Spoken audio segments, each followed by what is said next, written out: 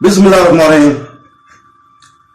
दोस्तों, आज हम बयान कर रहे हैं तफसीर सूरह अल बकरा की 52-56। तो दोस्तों, जब बनी इसराइल मिस्र से निकलने के बाद जजीरा नुमा सीना पहुंचे तो अल्लाह ताला ने मूसा अलैहिस्सलाम को 40 दिन और रात के लिए पहाड़ पर बुलाया ताकि जो कौम अब आजादी हासिल कर चुकी है इसे कानून और अखलाकियात की तालीम दी जाए। गाय की पूजा का फर्क इसराइल के पड़ोसियों में वसी था। ये मिस्र और कनान में खास तौर पर आम था। यूसुफ के जमाने के बाद जब बनी इसराइल इंतहात का शिकार हुए और कबीलों के गुलाम बन गए तो वो अपने हुक्मरानों में राइज बहुत से बदनवान तरीकों से आलूदा हो गए। गाय की पूजा इनमें से एक थी। तो दोस्तों, यहां कसौटी का मतलब यह है कि मजहब की तफहीम जो हक और बातिल में फर्क करती है हर एक को अलग अलग बनाती है। यानी वो अपनी तादाद में से इन लोगों को कत्ल कर दें जिन्होंने बछड़े को इबादत का सामान बनाया और हकीकत में इसकी पूजा की। इससे मालूम होता है कि बनी इसराइल को दोबारा जिंदा करने के बाद अहकाम की तमील की जरूरत थी। ताहम अल मावरी ने कहा कि इस मामले में दो आ रहे हैं।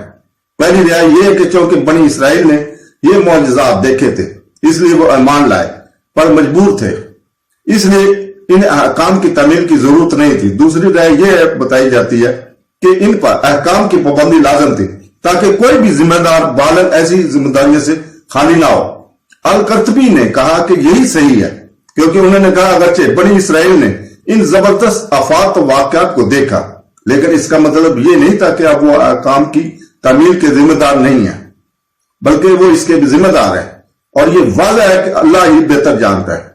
यहां जिस वाक्य का हवाला दिया गया है वो दर्ज झैल है। जब मूसा पहाड़ पर गए